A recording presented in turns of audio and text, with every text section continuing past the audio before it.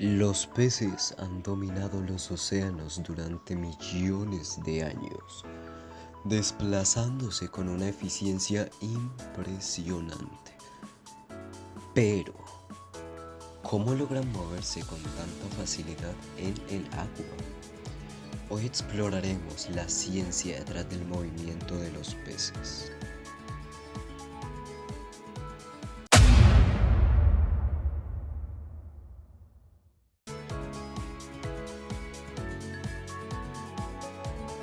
Y bueno, para poder explicar de una manera mucho más clara este tema, le damos ahora la palabra a nuestro super ultra hiper mega guapo e inteligente científico, Juan Felipe López Hernández.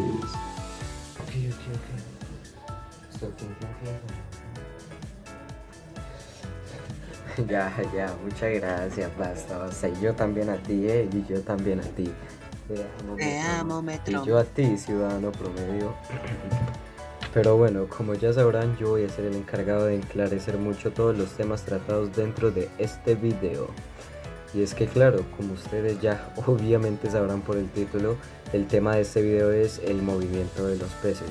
Pero ¿cómo se les puede llegar a ocurrir que vamos a ver el movimiento de los peces sin primero ver el movimiento en general? Entonces vengo a explicarles también ese tema.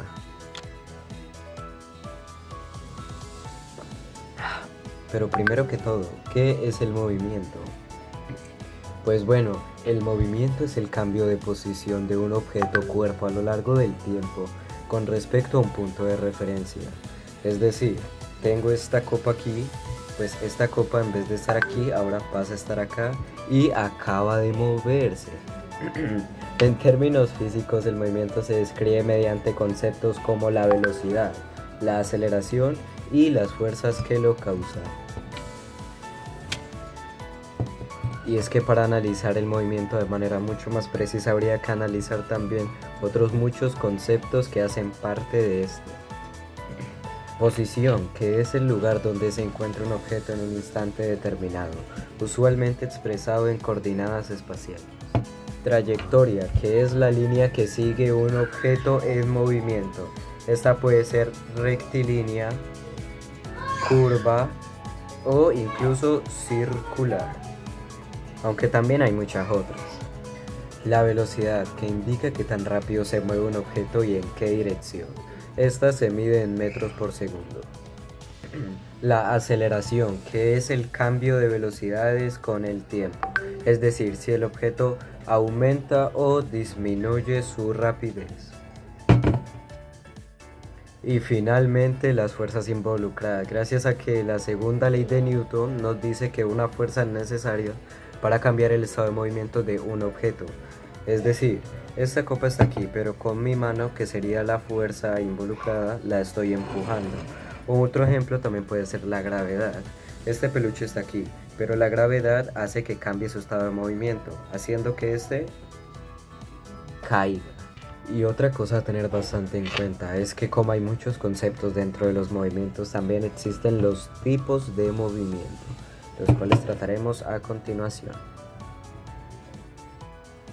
Primero que todo tenemos el movimiento rectilíneo, el cual pasa cuando un objeto sigue una línea recta en su movimiento. Un ejemplo de este puede ser la caída libre de un objeto. Luego tenemos el movimiento curvilíneo, que ocurre cuando el movimiento que sigue un objeto es una curva. De tercero y penúltimo tenemos el movimiento oscilatorio. Este sucede cuando un objeto se mueve de un lugar a otro. Un ejemplo puede ser el péndulo de un reloj. Pero bueno, este peluche es un gran ejemplo para todo también. Y como último tipo de movimiento tenemos el movimiento circular, que se da cuando un objeto se mueve en un círculo, como por ejemplo la órbita de un planeta.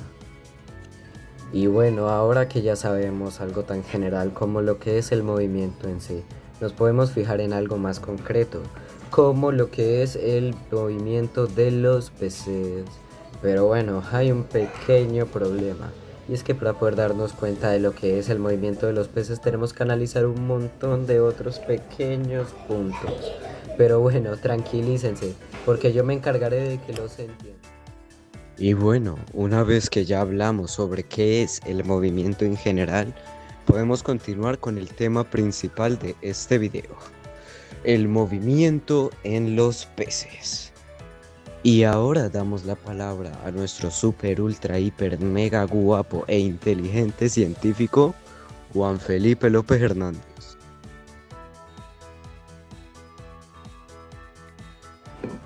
Y bueno, podríamos empezar por el principal de todos, el cual es la biomecánica del nado. Y es que bueno, la locomoción de los peces puede clasificarse en distintos patrones según la amplitud y la región del cuerpo involucrada en la generación del impulso.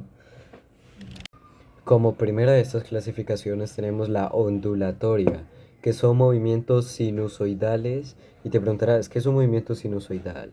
Es un movimiento en forma de onda que se transmite desde la cabeza hacia la cola del pez.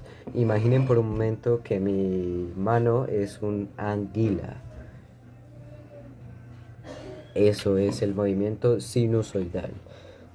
Estos son predominantes en peces anguiloformes como lo son las anguilas.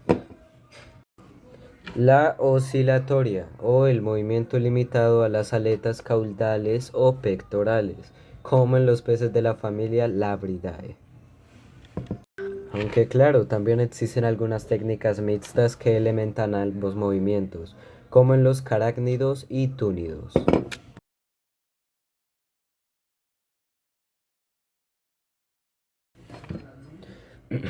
Y bueno, hablemos un poco de la hidrodinámica y de sus fuerzas involucradas.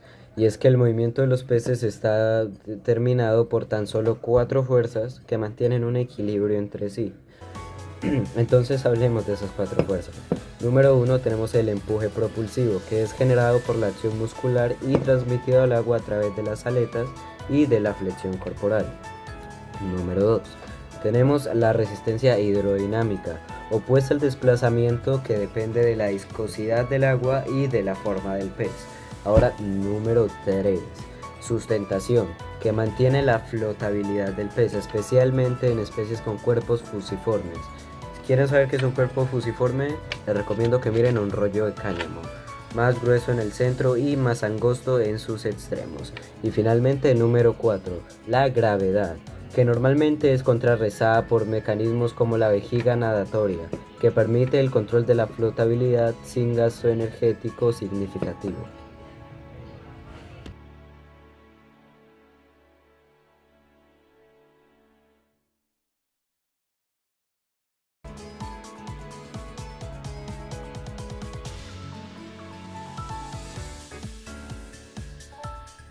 Y bueno, como ya les dimos un gran reconocimiento a la física, también podríamos darle algo de reconocimiento a los peces, gracias a que estos por sí solos han desarrollado adaptaciones que maximizan la eficiencia de su movimiento, tales como lo pueden ser un cuerpo hidrodinámico, estructuras especializadas como la caudal heterocerca en tiburones. ¿Qué es la caudal heterocerca? Una aleta caudal o cola, la cual está formada por 2 lóbulos irregulares, que esta mejora la propulsión vertical. También tenemos mecanismos neuromusculares avanzados, coordinados por el sistema nervioso central y modulados por el sistema lateral, que detecta cambios en la presión del agua. También el estudio de los peces ha inspirado avances en la biomimética, influyendo en el diseño de vehículos submarinos autónomos y robots bioinspirados. Es decir, la misma naturaleza inspira a los humanos una vez más. Y ahora hablaremos sobre uno de los animales más impresionantes dentro de todo el planeta. Así es, aunque probablemente ninguno de ustedes haya sabido a cuál me refería. Hablo del pez bruja. Y es que el pez bruja, también llamado mixino, es un animal marino muy peculiar y primitivo. No es un pez en el sentido estricto, ya que carece de mandíbulas y vértebras verdaderas, por lo que se considera un animal vertebrado primitivo o un craneado, organismo con un cráneo pero sin columna vertebral bien desarrollada. Pero bueno, como ya sabrán ustedes, yo no soy un experto.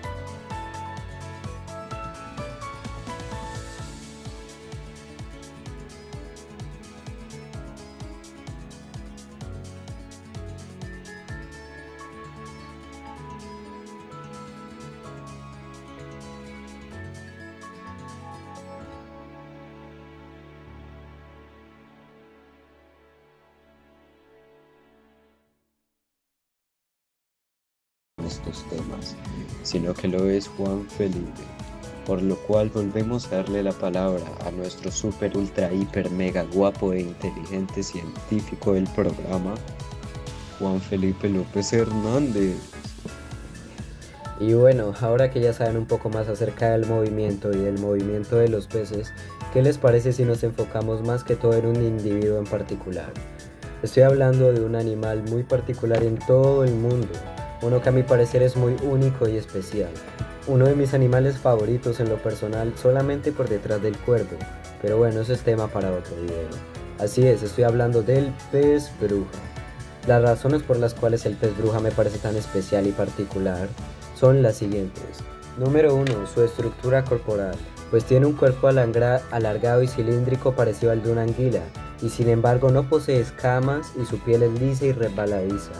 También carece de mandíbulas y huesos verdaderos, sin embargo sí tiene un cráneo, lo cual hace que se debata todavía si es un vertebrado o un invertebrado. Sí, en lugar tiene una estructura cartilaginosa. Luego tenemos la producción de moco pegajoso. Su característica más impresionante es su capacidad para secretar grandes cantidades de moco viscoso cuando se siente amenazado. Conocen que los calamares al sentirse amenazados expulsan una especie de tinta, ¿verdad? Pues bueno, mi pez bruja puede secretar este moco que puede obstruir las branquias de los depredadores, ahuyentándolos. En cuestión de segundos el agua circundante se llena de esta sustancia gelatinosa, lo que le permite escapar. También tenemos sus hábitos y alimentaciones, pues son detrítivores y carroñeros, lo que significa que se alimentan de animales muertos en el fondo del mar. Pueden introducirse dentro de cadáveres de peces y devorarlos desde el interior. Poseen estructuras con dientes córneos en la boca que les ayuda a desgarrar la carne. También podemos hablar un poco del movimiento específicamente del pez bruja, el cual empieza por un movimiento ondulatorio. ¿Recuerdan el que les mencioné anteriormente? Que era parecido a una onda, donde desde la cabeza del pez hasta la cola surgía un movimiento que ayudaba a impulsar al pez. Pues bueno, este es el caso del pez bruja. Evidentemente es similar al de las anguinas, aparte de que carecen de aletas pares, los que les da un aspecto aún más primitivo. También su evolución y su supervivencia son algo a tener bastante en cuenta, pues son considerados fósiles vivientes, ya que han existido con muy pocos cambios desde hace más de 300 millones de años. Tiene una gran capacidad de regeneración y adaptación a condiciones extremas. Y por último, el pez bruja es uno de los animales más extraños y fascinantes del océano, con adaptaciones únicas que le han permitido sobrevivir durante millones de años. ¿Te gustaría saber más sobre su comportamiento y biología? Pues bueno, sigue este canal y en algún futuro video se lo contaré.